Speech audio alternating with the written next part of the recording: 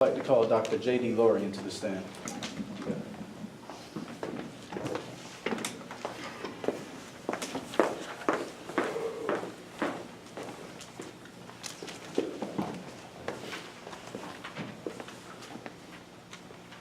Christopher Grant for the defense. May I proceed? Go ahead.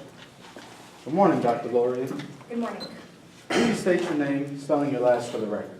My name is J.D. Lorien. That's L-O-R-E-A-N. Dr. Lorien, please tell the jury just what you do for a living.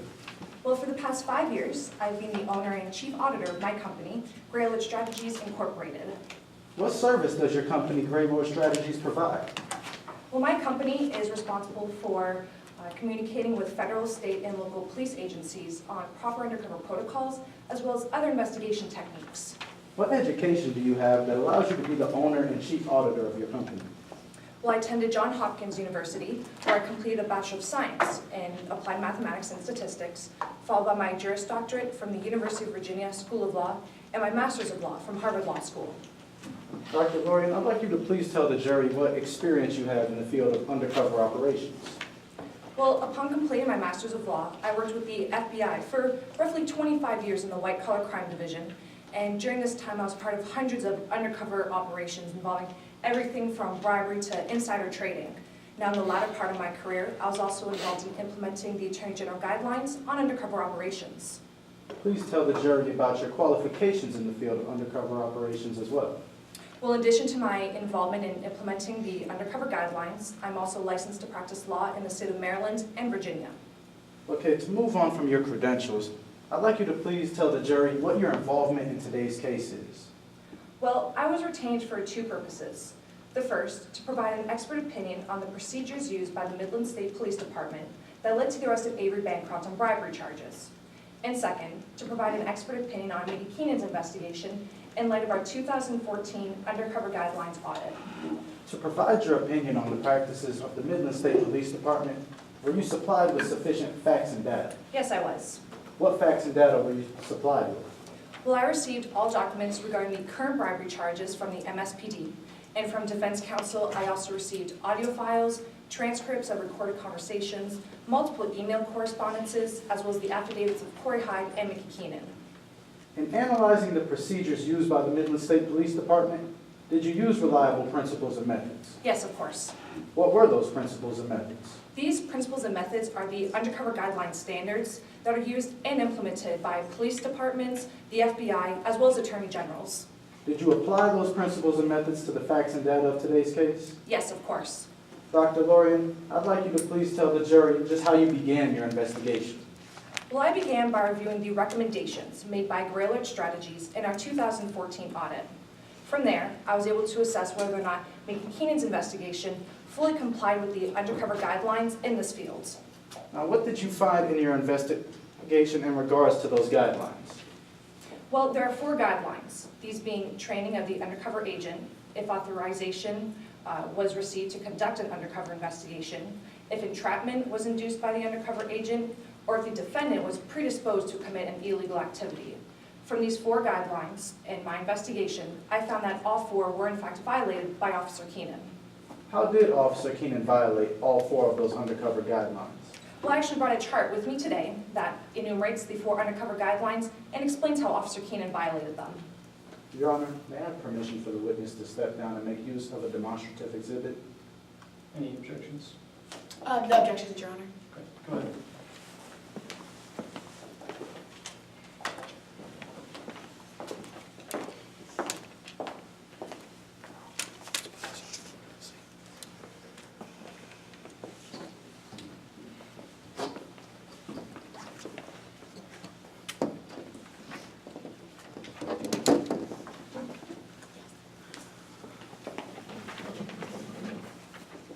Dr. Lorien, I'd like to take these guidelines one at a time, starting off with training. What did you find in regards to that undercover guideline? Well, contrary to the undercover guidelines, I was unable to locate or obtain any documentation regarding Officer Keenan's training in undercover operations. Now, in my 30 years of experience, never once have I encountered a situation in which I'm unable to obtain or being given documentation regarding an undercover agent's training in that field. Now, Dr. Lorian, I'd like you to please tell the jury what some of the possible effects on an undercover operation can be if an undercover officer has not properly been trained. Well, there are two main concerns when it comes to untrained agents conducting undercover operations. Please tell the jury your first concern. Well, the first concern is that untrained agents tend to let informants become too involved in the investigation without much oversight. Now, for today's case, the informant, Corey Hyde, was in close contact with Ms. Bancroft. However, there's very little record of oversight between Officer Keenan and Corey Hyde. Simply put, as a result, Corey Hyde may have improperly influenced Ms. Bancroft's behavior. Now, please explain to the jury what your second concern in regards to training is. The second concern is that untrained agents tend to become too personally involved in long-term operations. From all the materials I reviewed, I found that Officer Keenan invested almost 2 years' worth of time into this investigation. Simply put, Ms. Keenan may have become personally involved in arresting Ms. Bancroft. Okay, Dr. Lorian, I'd like to move on from Officer Keenan's lack of undercover training. Now, what did you find in regards to the second guideline of authorization? Well, my investigation uncovered 0 authorization documents for the Bancroft-Covington undercover operation. Who is in charge of authorizing these investigations? Well, this authorization must come from J.F. Glinka. She is the district attorney here in the state of Midlands, and she's in charge of authorizing all undercover operations that occur in the state. Was there any indication that the district attorney had authorized this investigation? No, not only had she indicated that she had not authorized this investigation, she also indicated that she had no knowledge of the investigation involving the MSPD, Officer Keenan, or Ms. Bancroft was taking place until April 15th of 2015. The day that the MSPD approached Ms. Glinka for an arrest warrant for Ms. Bancroft. What are some of the possible effects that lack of authorization can have on an undercover operation? Authorization is very important because it holds the undercover agent and the police department accountable to someone who can make sure that the investigation is properly conducted. Now, lack of authorization in today's case indicates that nobody was holding the MSPD accountable for the undercover investigation being conducted by Officer Keenan. Dr. Lorian, to move on from lack of authorization, what did you find in regards to the third undercover guideline of entrapment? Entrapment analyzes how willing the defendant was willing to freely participate in the crime. Did you find that Avery Bancroft might have committed this crime before Officer Keenan began her investigation? No, from the materials I reviewed, I found that Officer Keenan began this entire investigation due to a sentence she overheard, grease the wheels. Now, grease the wheels is a commonly used sentence that means, let's get things started, get the ball rolling. Now, this ties directly into the fourth undercover guideline, that of predisposition. And what did you find in regards to the fourth undercover guideline of predisposition?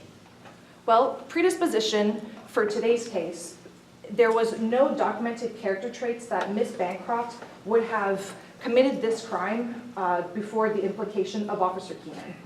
Okay, Dr. Lorian. Objection, Your Honor. Although she is an expert witness, under Rule 704B, she cannot state to the, actually I can just read it. In a criminal case, an expert witness must not state the opinion about whether the defendant did or did not have the mental state at this time. So I do not believe that she's authorized to do that. That is the job of the jury. Your response?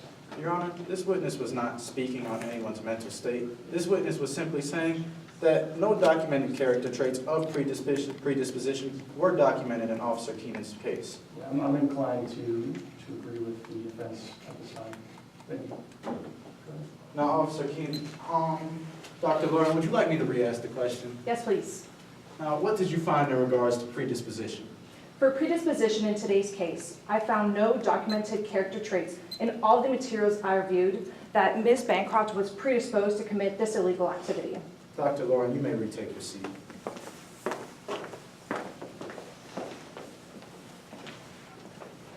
Were you able to come to a conclusion to a degree of scientific certainty?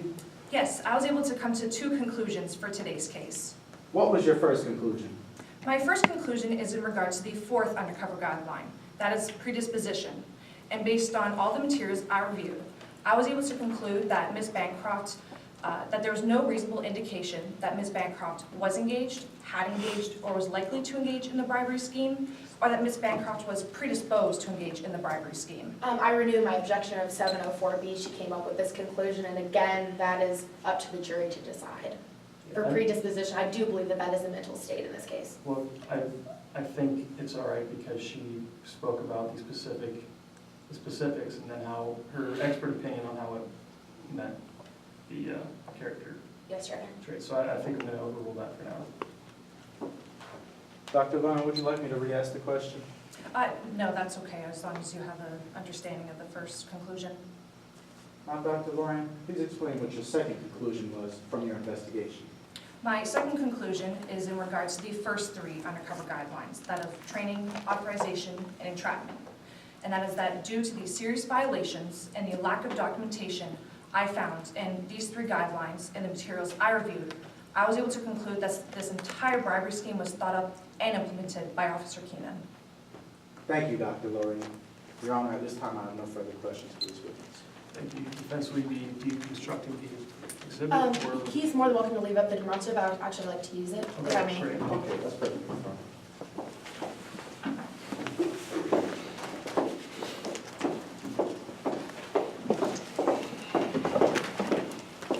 Good morning, Dr. Lorian. Good morning. You prepared a report for today's case, is that true? Yes, I did. And in your report, you mentioned consensual crimes, and you somewhat described that. Is that also true? Yes, that is correct. And this means that both parties are willing and there's no coercion. Is that also correct in the act? Yes, that is correct. And most of them, how you say with the authorization, these consensual crimes, which bribery does fall under, usually require an undercover officer because of how sensitive they are. Yes, they require an undercover officer to conduct these investigations. However, it also requires authorization for this officer to conduct the investigation. And for the training, you said that you found no documentation of undercover training. That is also correct? That is correct. So would you like to make this more like public, more of like a public report so that other people can see it and make sure that they know that she does have the training and is qualified? Well, it's not my responsibility to make her documentation available to the public. If that were to be done, it would jeopardize her safety as she is an undercover agent. And just because you found no documentation yourself when you went through, doesn't necessarily mean that this documentation does not exist. Is that also correct? Well, I looked through public records. I contacted the MSPD as well as required that all documentation be provided to me. Now, as I previously stated, in my 30 years, never once have I encountered this situation where I've been unable to obtain or been given this documentation. But regardless of your vast research, it is possible that she does have the training, though you could not find it. In my field of expertise, I would disagree with that. Do you recognize Mickey Keenan today? Well, I see her in court today, however, I've never spoken to her prior to. You never interviewed Mickey Keenan. No, I did not find it necessary. And do you recognize the defendant in today's case, Ms. Bancroft? Yes, but again, I had not spoken to Ms. Bancroft either. You never spoke to Ms. Bancroft and you never interviewed Mickey Keenan? No, in my fields, we normally do not interrogate or question people. We normally collect all the documents, and along with everything that I had obtained, along with my 30 years of experience in this field, I did not find it necessary and believe I had more than enough information to come to my conclusions. And are there more affidavits that you reviewed to come up with your conclusion? Well, in addition to Corey Hyde and Mickey Keenan, there was one report, which was the finger analyst and DNA analyst from Pat Sikorsky.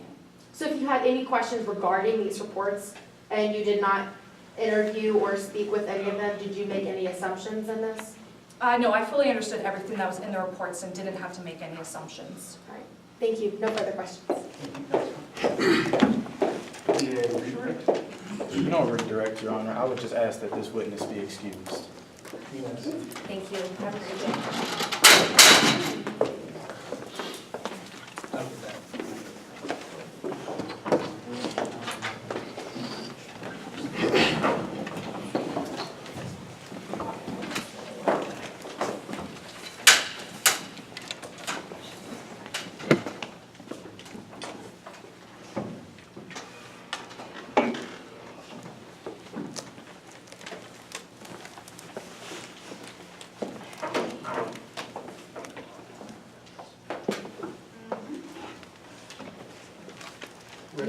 Yes, Your Honor. At this time, the defense would like to call Devin Del Sesto to the stand.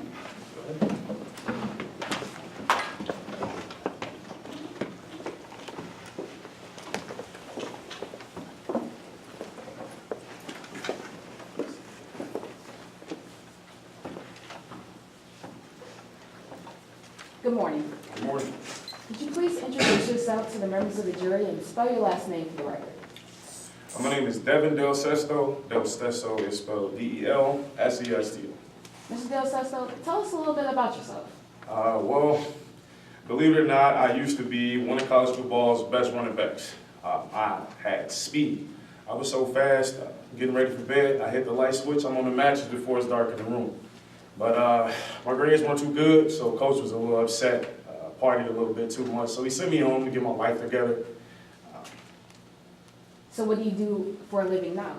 I'm actually a bellhop at the Black Bear Casino. I know I don't look like the average bellhop, but if you think about it, it's perfect. I mean, I can carry maybe 5, 10 bags at a time. And so what do you do as a bellhop at the Black Bear Casino? I serve our customers, whether it's tagging and bagging luggage or telling them where the restroom is, whatever they need done, you can guarantee I'll do it for them. And so, Mr. Del Sesto, do you know Avery Bancroft? Yeah, Miss Bancroft's my boss. She's the sweetest lady I've ever met. She already owns the Black Bear Casino, and she just recently got awarded a new license to get another one. I mean, that's the level I'm trying to get to. Do you know who Mickey Keenan is? Do I know Keenan? Keenan practically lived in the Black Bear in April. Okay, so when was the first time you saw Mickey Keenan at the Black Bear in April? Well, I mean, I saw her a lot, but the first time specifically, I think it might have been the 13th. And could you please tell members of the jury about April 13th?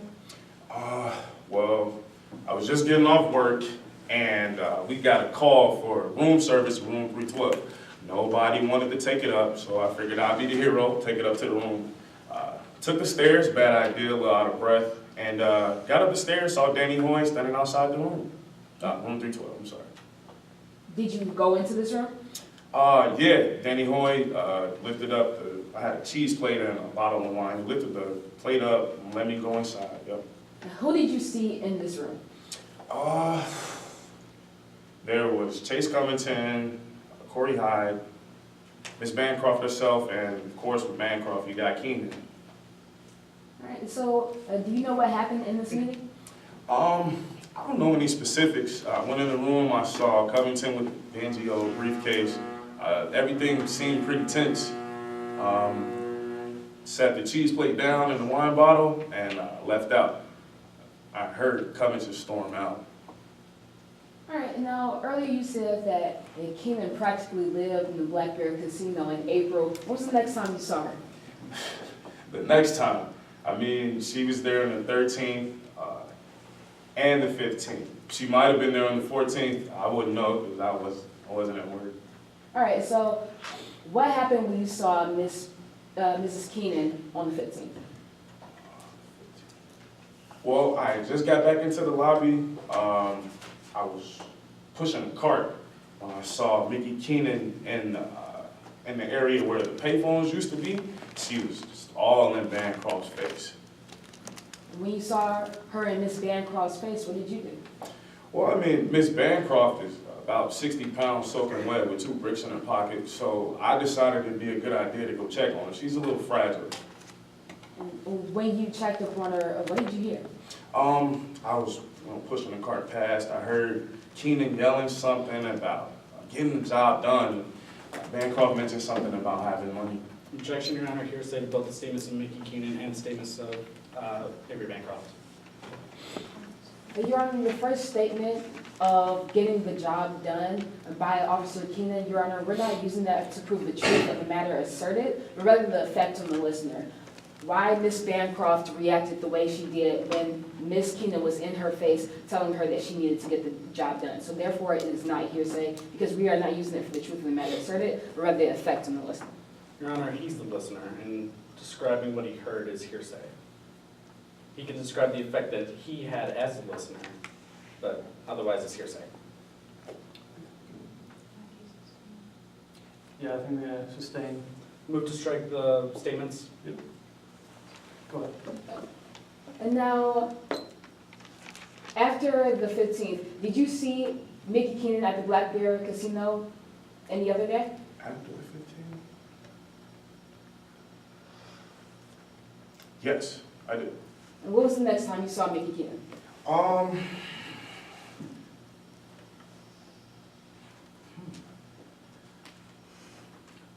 Counsel, I'm not entirely sure. Can I have my affidavit to refresh my memory? Sure.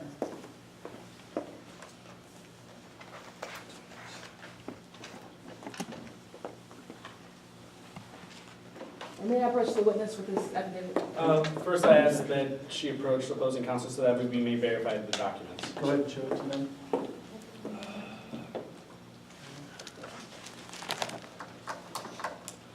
Thanks. There you go. Thank you.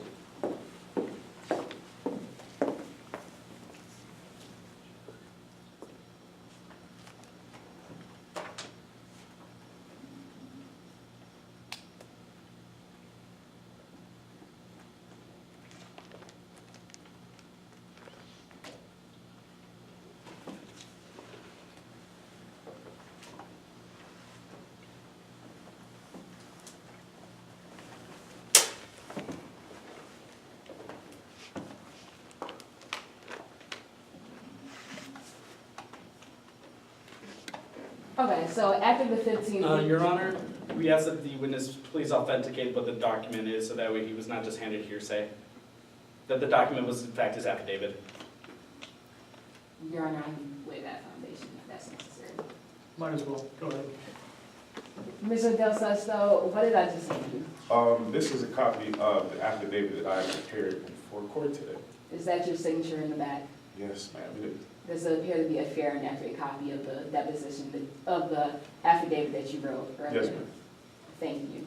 Now, did you ever see Mickey Keenan after the 15th at the Blackberry Casino? Yes, ma'am. Or what was the next day? It was the 16th. And did you see Miss Bancroft was Bancroft that day? No, they were not around. Did she inquire about where Miss Bancroft was that day? Yeah, she looked a little disheveled, like something was on her mind, something was going wrong. She asked where Bancroft was, told her I had no idea. Thank you. I have no further questions. May I approach the witness and retrieve his affidavit? Go ahead. Thank you, Your Honor. Thank you.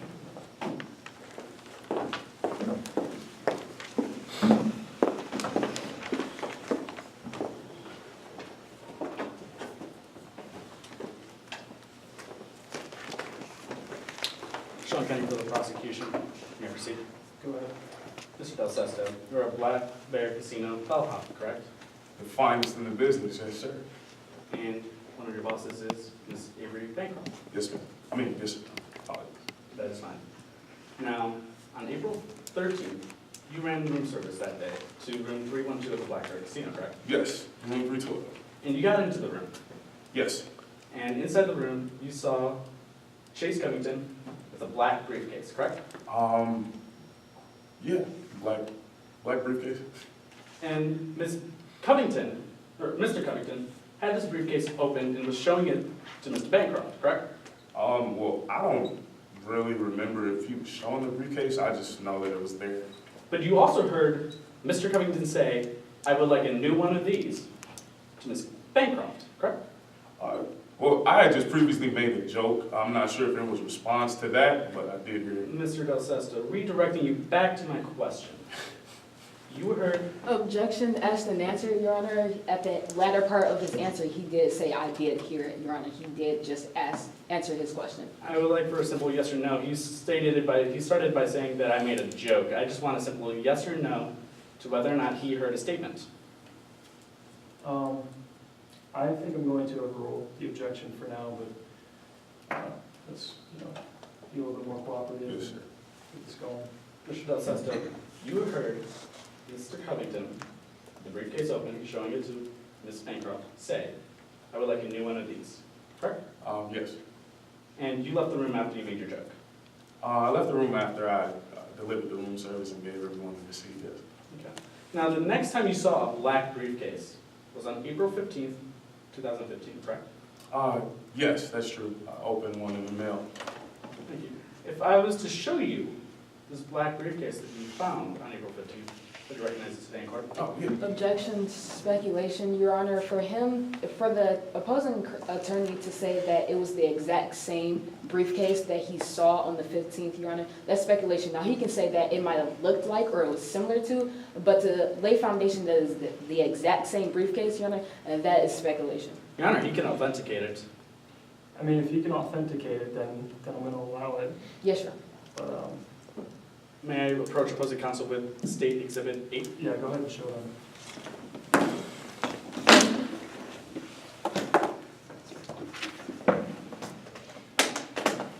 May I approach the witness?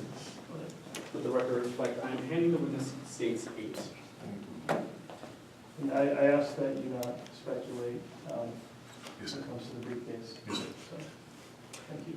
Mr. Del Sesto, what is it that I just handed you? This is a black briefcase. Is it the same black briefcase that you found on April 15th? It appears to be similar, yes. It appears to be similar, It looks the same. Black is black. and has it been damaged in any way?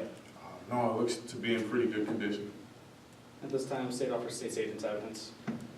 Any I would objection? object, Your Honor, to speculation again. The witness just said that it looked to be the same, it looks similar, Your Honor, but if they are trying to say that this is the exact same briefcase, Your Honor, that foundation needs to be laid, and it hasn't been laid at this time. Do you have anything else to possibly, I can use it as a demonstrative. same objection? Yes, Your Honor. As a way to represent just what the briefcase possibly looked like, not as what the briefcase actually was.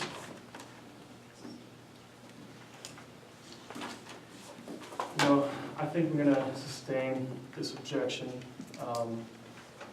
Briefcases look a lot alike, and unless there's any, identifying mark or something on it that you can tie them together, I'm gonna sustain. Yes, Your Honor. May I retrieve the briefcase? Go ahead.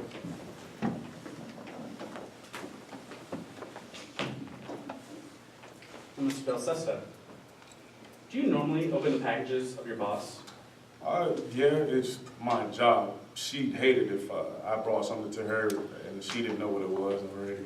But you opened this package on April 15th, thinking that it was junk mail. I open all the mail regardless of the junk. But this package specifically, you thought was junk mail. Objection to relevance, Your Honor. Whether this witness thought that the mail was junk mail does not go to any bearing if Ms. Bancroft of her free will is going to commit a crime or not.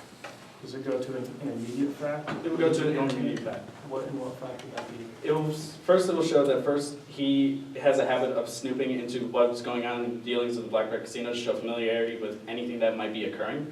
By opening this package and usually opening junk mail, it shows that he has some idea of some of the bearings that happen in the Black Bear Casino, not only just beyond being a bellhop. I'm inclined to sustain, that seems a bit too attenuated. Yes, Your Honor. So I'm gonna sustain for now. Yes, Your Honor. Mr. Del Sesto, Yes, sir. you took this black briefcase that you found in the mail up to Suite 2000, correct? Yes, Ms. Bancroft's office. And you thought this black briefcase actually belonged to Corey Hyde. I actually didn't know who it belonged to. Maybe it belonged to Corey Hyde. I had no direct idea. But you left it on Corey Hyde's desk. Corey Hyde and Bancroft work together all the time. Okay. Now, I'd like to talk to you about April 16th, 2015. Okay. You saw Miss Bancroft, or you saw Miss Bancroft and Mr. Covington in the VIP room of the Black Bear Casino, correct? That is correct, yes. They had two briefcases next to them. Yeah, two black ones. One looked like the briefcase that you saw with Mr. Bancroft. Your Honor, once again, I would object to the whole entire line of questioning about the briefcase, Your Honor. It makes no bearing on today's case, more or less likely. Your Honor, this is show furtherance of the conspiracy to commit bribery and the actual act of the bribe itself by showing when the bribe actually took place, as well as the mode of transportation. This is to show that where the bribe took place was the VIP room of the casino, and that they had both the black briefcases. What's your point without the briefcase? The briefcase is actually critical for the next 3 questions. Yeah, it was put in this. I think we're gonna stay in this one. Now, Mr. Del Sesto, you saw Chase Covington leave the casino after going into the VIP room, correct? Yes, I saw Chase leave, yes. And in that VIP room, you never saw Mickey Keenan in there, correct? Not that I remember, no. And you never saw Chase Covington and Avery Bancroft talk to Ms. Keenan that day, correct? No. In fact, Ms. Keenan was asking me where Ms. Bancroft was. And I'd like to mention something that you mentioned on direct examination. You said that Ms. Keenan lived at the Black Bear Casino. Practically, she was there quite a lot. But you said that the first time you saw Ms. Keenan was April 13th, 2015. She still had maybe 17 days of being there. I'm just simply stating that the first time you saw Ms. Keenan in the Black Bear Casino was April 13th.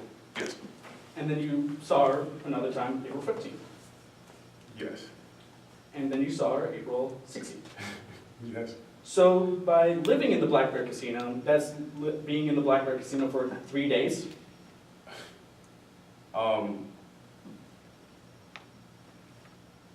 Yes or no? No.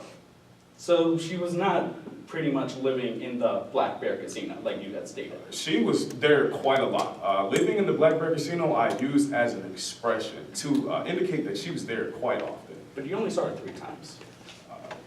I saw her 3 times. That doesn't mean that she wasn't there. But you don't know whether or not she was actually in the Black Bear Casino, because you never saw her in there, except for 3 times. Objection to relevance and asked and answered. I'm gonna overrule. Yes, Your Honor. And the only times that you saw Mickey Keenan with Avery Bancroft was in a meeting on April 13th and on April 15th, correct? Yes. Thank you, no further questions. Yeah. No redirect, Your Redirect. Honor. I just asked that this witness be excused.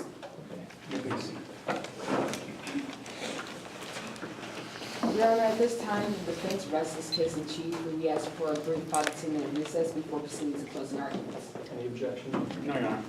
Okay, we will reconvene 5 minutes from now. Yes, Your Honor.